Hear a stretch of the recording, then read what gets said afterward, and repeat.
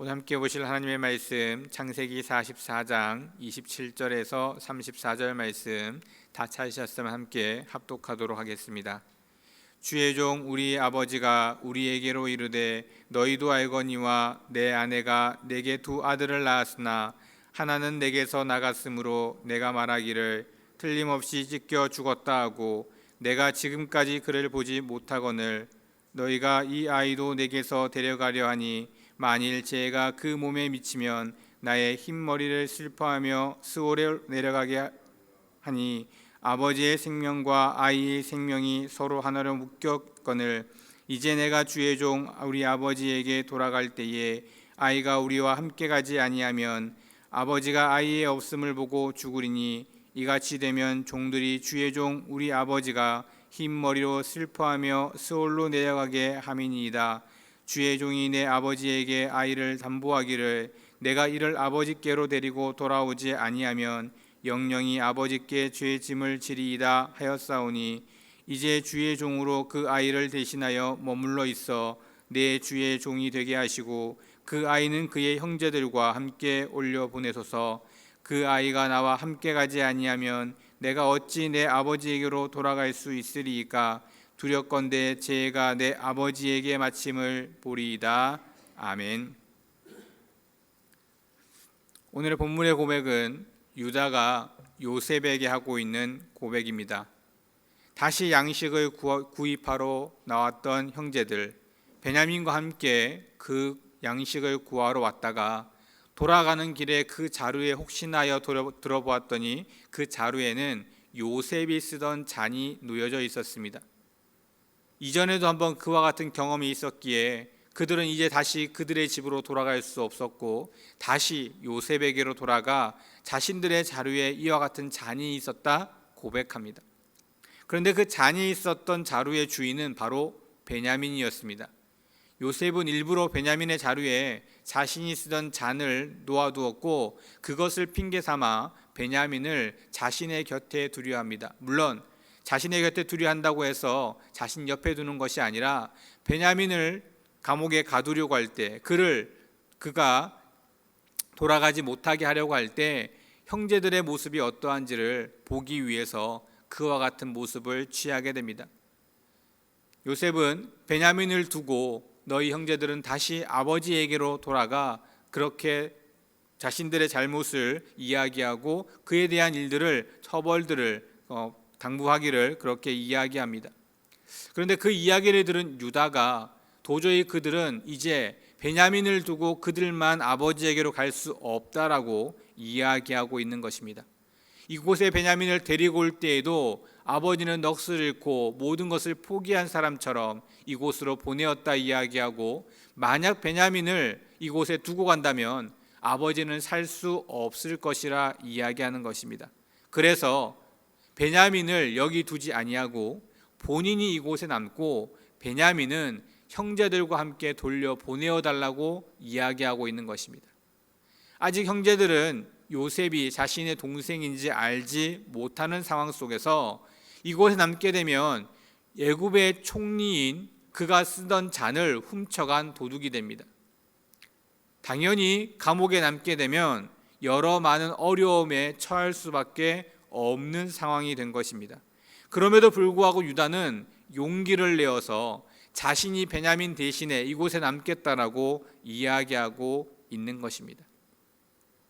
베냐민이 어떤 존재인지 아버지에게 어떤 의미가 있는지를 상세히 이야기하면서 베냐민 대신에 내가 이곳에 남겠다라고 이야기하고 있는 것이죠.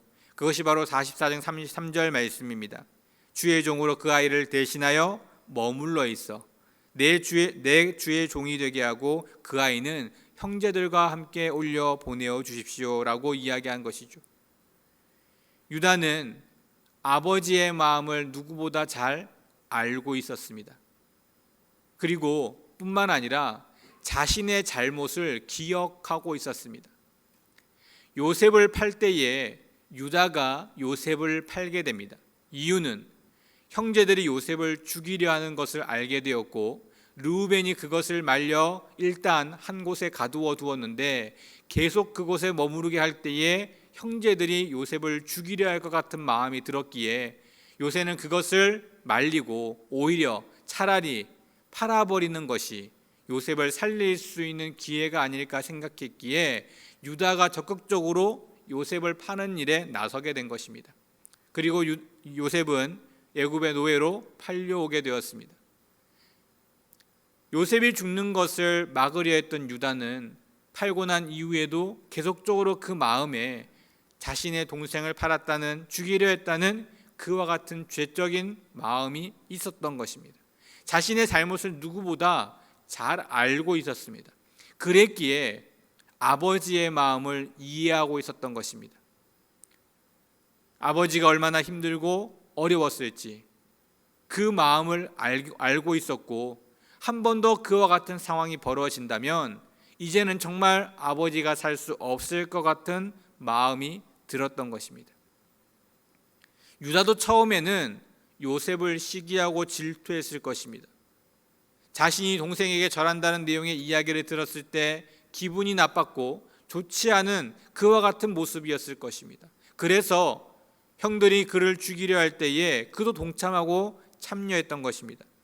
하지만 동생을 죽이려 했던 형들의 모습, 또 다른 동생들의 모습을 보면서 옳지 않다는 것을 깨달았고, 죽이지 않고 노예로 팔아 그를 살리려고 했던 그 모습을 보게 되는 것입니다. 그랬기에 오늘 베냐민의 잘못, 물론 직접 잘못한 것은 아니지만 베냐민의 자루에 들어있었던 그 은잔을 통해 이제 베냐민이 감옥에 갇히고 고통 가운데 있을 것을 생각하니 오히려 그를 대신하여 그 희생을 책임지려고 했던 것입니다. 대신 감옥에 간다는 것은 단순히 갇히는 의미를 넘어서는 그와 같은 행위입니다. 죽을 수도 있을 것 같은 그와 같은 위험한 상황 속에서 자신이 대신 희생하겠다라고 이야기한 것입니다. 순간의 어려움을 극복하기 위해서 기지를 발휘한 것이 아니라 진실된 마음으로, 그가 잘못을 뉘우치는 마음으로 베냐민을 살리려고 했던 것입니다. 이것이 바로 진정한 회개의 모습입니다. 자신의 잘못을 회피하려 하거나 부끄러워하거나 그것으로 단순히 그치는 것이 아니라 자신의 잘못을 당당하게 받아들이고 인정함을 통해서 다시는 그와 같은 일이 일어나지 않도록 삶의 변화가 일어나는 이와 같은 모습이 바로 회개인 것입니다. 유다는 그 어떤 형제들보다 가장 먼저 자신의 잘못을 인정하고 이제는 새로운 모습으로 똑같은 그와 같은 잘못을 반복하지 않기 위해서 자신을 희생하면서까지 그의 잘못을 돌이키려고 하는 그와 같은 모습을 보이는 것입니다. 잘못은 누구나 할 수 있습니다. 하지만 어떤 이들은 그러한 잘못을 숨기려 하기도 하고, 어떤 이들은 그 잘못을 인정하지 않고 핑계를 대며 그것으로부터 벗어나려고 하기도 합니다. 이와 같은 모습으로는 절대 바뀔 수 없습니다. 변화되어질 수 없습니다. 바꿔 말하면 회개가 일어날 수 없다는 사실입니다.